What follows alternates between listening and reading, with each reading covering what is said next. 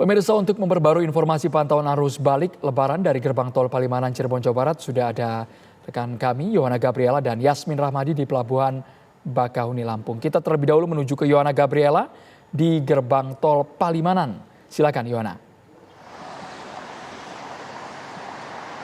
Ya, selamat petang Andro dan pemirsa di rumah. Saat ini pantauan dari gerbang tol Palimanan untuk arus kendaraan dari Jawa menuju Jakarta ini masih terpantau ramai lancar.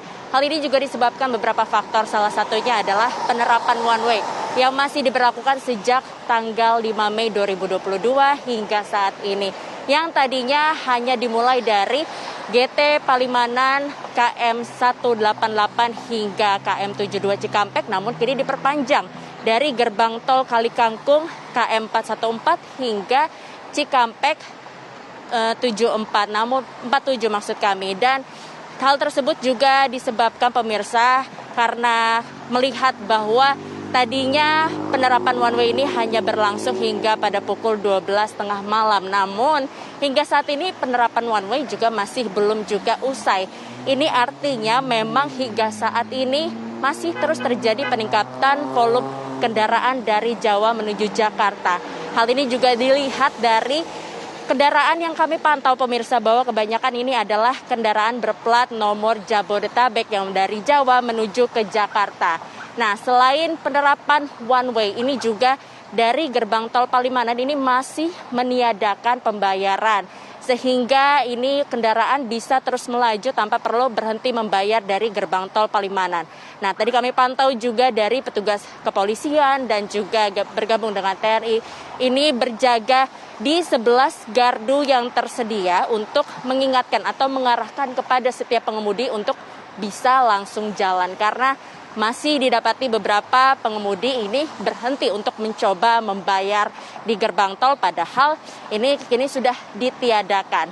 Nah, selain itu pemirsa, petugas kepolisian bukan hanya menerapkan one way ataupun juga gratis untuk di gerbang tol, melainkan pihak kepolisian juga sudah siap siaga untuk mengerahkan tim urai, di mana tim urai ini bertugas untuk mengurai jika terjadinya ada kepadatan kendaraan, seperti jika dilihat ini ada beberapa titik kemacetan seperti di rest area, ini pengendara beberapa mereka berhenti di bahu jalan.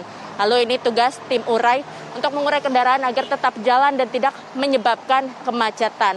Dan juga kemarin dari Wakapolri dan juga Kakor Lantas ini meninjau langsung dari gerbang tol Palimanan.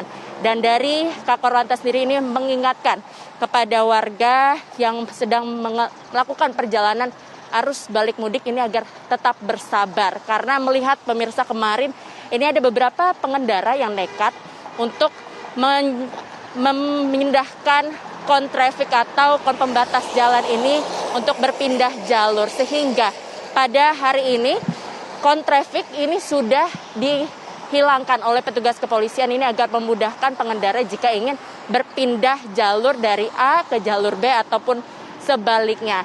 Nah, selain itu juga Kakor Lantas Polri ini mengimbau kepada masyarakat untuk melakukan perjalanan arus balik pada malam hari agar tidak bentrok dengan warga lokal. Dan juga kami ingatkan pemirsa, untuk Anda yang ingin melakukan perjalanan arus balik mudik untuk tetap menjaga kesehatan dalam kondisi prima, dan juga melihat rest area ini sering terjadinya kepadatan, sehingga penting untuk bisa mengisi terlebih dahulu BBM dengan penuh. Demikian Andro, kami kembalikan kepada Anda di studio. Dari gerbang tol Palimanan kita menuju ke Pelabuhan Bakahuni, Lampung. Sudah ada Yasmin Rahmadi. Bagaimana kondisi di sana, Yasmin?